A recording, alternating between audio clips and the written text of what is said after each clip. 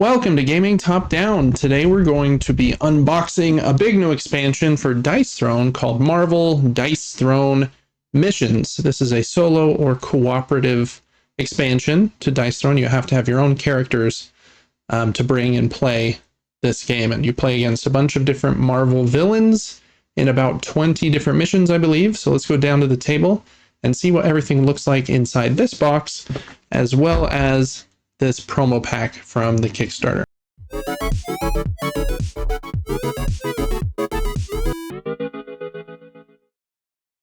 Okay, down here at the table, you can see the box is fairly big. This game's from Roxley, was designed by Gavin Brown and Nate Chatelier, and illustrated by Manny Tremblay and Pat Spaziante. And the back of the box shows one of the scenarios, kind of set up how it would look when you are playing. It's for 1 to 4 players, plays in 30 to 75 minutes for ages 8 plus. All right, let's open the box up. Okay, here on the inside of the lid, you can see some very cool artwork. I really like how Mysterio looks here. Again, Manny Tremblay does awesome illustrations. Here is the rulebook, starting with that first. We've got credits, components, manifest, getting started, new concepts and how the game is different than base, Dice Throne, round phases in quite a bit of detail, and some more detail about the allies, boost tiles, momentum, henchmen, examples of combat, boss fights, and how the perks and perk sheets work. And then I guess on the back, a status effect reference chart. That is the entire rulebook, so not too crazy. If you understand Dice Throne, I don't think it'll be too much of a lift there. There are some punch outs. They feel nice, but they're kind of have a linen finish on them. They're pretty standard thickness. I think I'll likely use the standees for my Marvel Dice Throne set with Spider-Man and Thor instead of this, but those are in there. And then there are 2 punch-out sheets with a variety of different tokens. Most of these look like status effects and health point markers for the henchmen. A lot of these status effects carrying forward from other Dice Throne versions. I can't remember the names of all of them, but bleed, what is it? Burn, probably. Poison. Oh, I remember this one and this one, but I don't remember what they're called. Anyways, there's a lot of them. Some tokens specific to missions. I think this is like a tracker here that I think it's a bad one. Looks like some defense tokens there. And I'm not sure what the 6s are for, but anyways, 2 punch boards of tokens. Then you have the sheet, the player perks sheet, excuse me, and you'll be keeping track of some perks and stats on here. You'll tuck it under your player board while you're playing, so you can see this feats section. And then I think between runs, you'll be kind of leveling up the rest of these things: momentum, grit, leadership, and heroism. Looks like there's probably about 30 of them or so. Looks like there is a backside too. Let's take a look at that. You can keep track of which missions you have won, and if you're able to get a perfect victory or not, the difficulty levels for them as well. We'll probably laminate at least 1 or 2 of those, but there are those. Then we've got 2 big trays. This one will hold, I think, all of these punch outs here, the damage or health point tokens for the henchmen from 1 to 10, then all of those different status effects and stuff go in this tray. That'll make it really easy to just set up by pulling the tray out.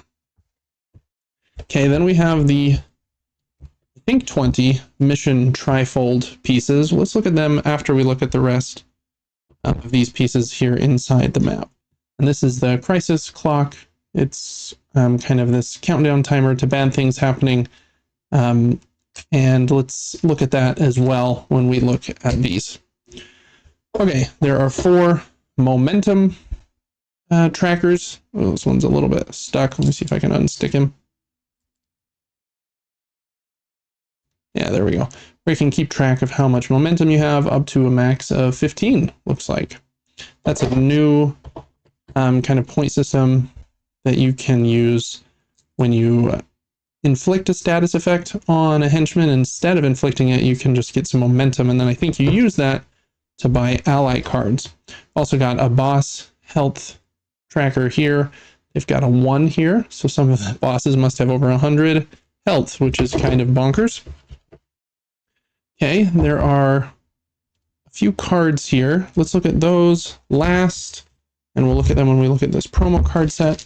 So we've got a bunch of acrylic tokens and stuff in this well, and let's open those up. I'm going to slide this up just a little bit so we've got some space here to look at those. So first off, we have some dice. These are dice for the henchmen. I think you'll always include the 2 red ones and 2 black ones for playing solo. Then for every additional player you're playing with, you'll add an additional black one to the henchman's dice pool. And there must be some mission specific counts of dice as well, because there are more than 4 here, extras. Those dice look very cool. They always do kind of the swirl dice, I think they call them on their Kickstarter campaigns. But these are very clear. I like the colors and the iconography on the different sides. So there are those. Here is a first player marker. It's just a acrylic marker here. I think it is maybe meant to look like the momentum symbol. Feels very cool. Okay, and then we have some standee bases for your character standees. They're pretty normal fare there. And then this bag, I think, is for defeated minions and completed goals. These acrylic tokens. They have like a flag on one side for a completed mission or something. And on this side, I think you put on top of a henchman after you defeat them and you get 2 momentum, it looks like. And there are a bunch of these, and it seems like they are all the same, if I'm not mistaken. Just to kind of show your progress through a mission, but they are very cool. I like the plastic clackety-clackness of them. All right, then there is this bigger bag full of smaller bags with some more of these. So we have some red boost tokens is what these are called. And you kind of shuffle these up, put the red side face up so you don't know what they're going to be. And then these are randomly put out onto the board, depending on the mission you're playing. They will be put up face up, I believe, though. And when you not just move into a space, but stop your movement on a space, including one of these boost tokens, and you get the bonus listed on them. That might be some bonus momentum or 2 health back. I'm guessing this gives you 2 extra damage on an attack, 5 health, and things of that sort, and 1 combat point. So anyways, again, cool acrylic tokens. There's a little bit of like extra plastic for like the top layer floating around, but take a peek at all of those before I put it away. Just make sure they all look good. Here's a second bag of those. See what differences we have there. More momentum, damage, drawing cards, and that looks like it there. And again, quite a bit of extra plastic on some of those. Then this third bag of them. Transfer 1 status effector token, 1 combat point, remove 1 status effector token, draw a card. And then there are some of these with a yellow question mark on the back. And I'm not sure what they're for, but they are cool. Remove 1 status effect.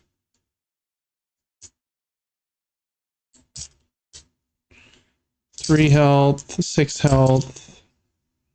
Remove 1 status effect. Yeah, I think you get the idea there with the boost tokens. Then these yellow ones that have a question mark on one side or a red X on the other side. Oh, okay. It looks like some of them are X's. 3 are X's, 4 are check marks. So that must be kind of a randomization thing used in some of them as well. So anyways, very cool. Acrylic tokens. I hope I'm able to get some of like the extra little plastic off of them. Small little imperfections, but they do feel very nice. I like them. So anyways, lots of cool acrylic tokens. And then last up, let's look at the cards and then the 20 missions. There are a few mythic cards that I don't believe you start with, that you can earn over the game. Let's see what the back looks like. The Crimson Gem of Cyttorak, Power Cosmic, Phoenix Force, and the Symbiote mythic. Very cool looking cards. And they explain on this side how and when to use them. Okay. Then there are these big ally cards. And I believe you buy these with momentum. Yeah, you can see the momentum cost right there on the top right. So let's take a look at which allies can come and help you fight. Okay, there are 4 turn phase or player aid cards. Mission setup, turn phase. Love that. There are, what are these? Level 5 action lists with momentum. Level 4 action lists. Oh, okay, so these must be based on the difficulty of mission that you are playing. What kind of actions you can spend your momentum on. Cool. So all of those, I don't know that I went over every single one of those, but there's a 5. Looks like those are the same on both sides. Here is a 4 and a 3. And a 2 and a 1. So you can see the differences there. Okay, let's get those helper cards out of here, and then we'll take a peek at the ally cards. I do love that they are these big tarot-sized cards. And here they are. We have Squirrel Girl, Beast, Blade, Cable, Domino, Dagger, Havoc, Wong, Wasp, War Machine, Jubilee, She-Hulk, Hulk, Cloak, Hawkeye, Jeff, Colossus, Black Bolt, Archangel, Magic, Iron Man, Vision, Mantis, Leech, and Nick Fury. They're in the standard set. And then in the Kickstarter promo set, there are 6 more of them here. And they are Professor X, Kitty Pryde, Captain America, Ant-Man, Emma Frost, and Nightcrawler. Very cool ally cards there. I'm excited to see how they change the gameplay up a little bit by spending your momentum to kind of not draft, but to recruit them. Okay, I've made a mess here of a bunch of stuff, but last up, let's just look at the 20 missions, give you a look at the front and back sides of these big mission cards and how the crisis clock sits on them. I might have to push some of these other things slightly out of the way in order to do so, but that is okay. Okay, these are kind of stuck together, and I don't know what order they're in, so we're just going to look at them in the order they are here. But here is the Scarlet Witch mission, and I'm only going to show you how the crisis clock works on this first one, and then you kind of get the idea, I think, for the rest of them. But here is the minion board for the first phase of this. Crisis clock will magnet on like so. And as you twist that, I think after you take turns, things will happen. You have to discard cards, or minions might activate their crisis ability. So that is how the crisis clock works. I do like a good magnet. Anyways, there is the front of that mission, and then the boss fight for Scarlet Witch with her there in the middle. Okay, I'm going to go through these kind of quickly since there is a lot of them. But here is Scar. And we've got, that's the boss side. Let's not look at that side first. A little stuck together sometimes, but here is the minion side and the boss fight there. Okay. Next up is Ultron. His looks like this, maybe. There we go. Got the minion side. I do like the round, kind of circular nature of that one. And the Ultron boss fight. Kingpin is next. Getting a little stuck together when you first open them, but it's okay. It doesn't seem like it's hurting it in any way. Here is the minion side and the boss fight side. Okay, I don't know how to pronounce this guy's name. Is it MODOK? MODOK? I've seen him before, but I don't read a lot of comic books, so. Anyways, here is the minion side to his fight. And here is the boss fight. Cool. Nice. I really like Green Goblin. Cool looking one.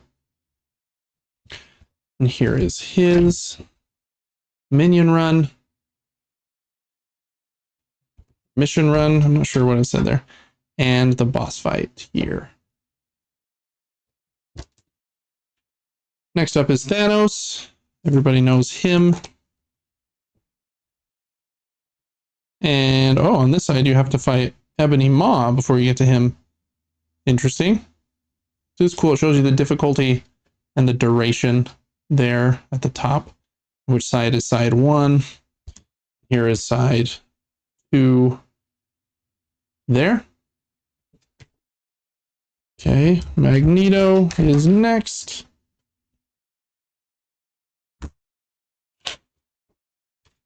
Here is his mission run and his boss side. Mystique. Shaky hands. There we go. Mission side. Boss side. Sebastian Shaw.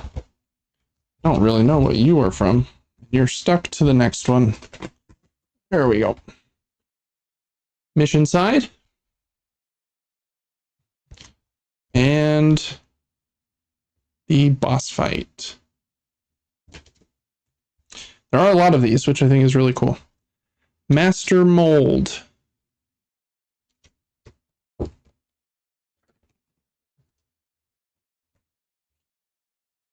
The minion run, or mission run.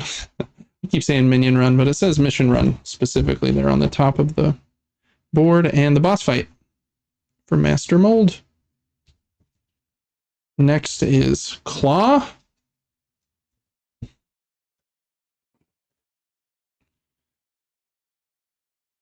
Mission side.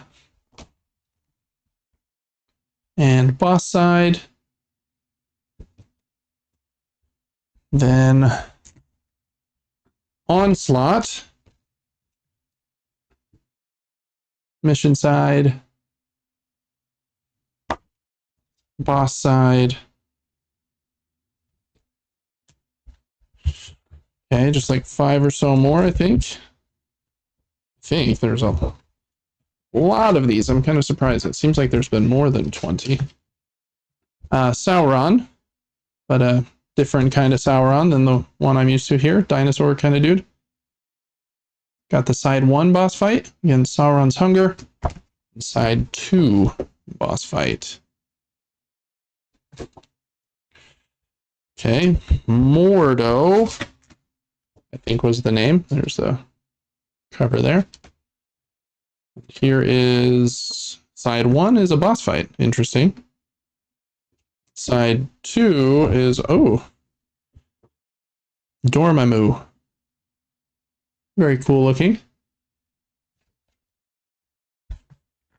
Mysterio next up.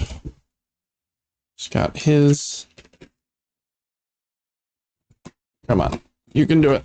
Open up. There you go. Minion mission run. And then the boss fight there. I love Mysterio. He's super cool. Okay. Dr. Octopus next. His mission run here. Get my thumb out of the way so you can read all that. And then the boss fight against Doc Ock. Super Scroll. Minion run. Nope, mission run. I'm going to say it wrong every time. And the boss fight. Is this the last one? Oh, nope. 2 more. Mr. Sinister has his mission run here. And his boss fight here. He's a difficulty 1, so I imagine they have you start with one kind of like him. And then Hela is the last one here. Got her mission run. She's a difficulty 4. Seems like it would be a tough one. And then her boss fight right there. Okay, and that is going to do it for this unboxing of Dice Throne Missions. I guess that's Marvel Dice Throne Missions. Let me know in the comments if you've played Dice Throne and if you have played a cooperative Dice Throne like Dice Throne Adventures or this new version, Missions.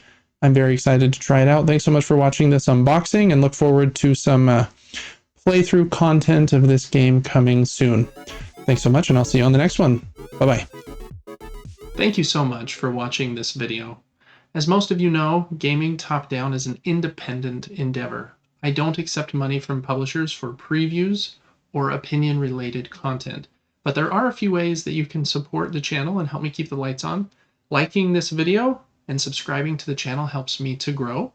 If you're thinking of getting a game that I covered in this video, please click the affiliate link in the description of this video. It helps to support me and doesn't add any cost to your purchase. I also do a weekly gaming podcast where I talk about the board games that I'm playing along with my brother. You can check that out on Apple's podcasts and on Spotify. And you can also get that podcast 3 days early over on our Patreon. You can follow the Patreon at patreon.com/supergamebrothers completely for free. But if you do support us over there, you get some extra perks like being able to write into the show, getting early access to the show, voting on the games that I'm going to cover and review, and lots of other fun stuff. Thanks so much for your support, for liking and commenting on my videos. You really are what helped keep the lights on for me. Thank you.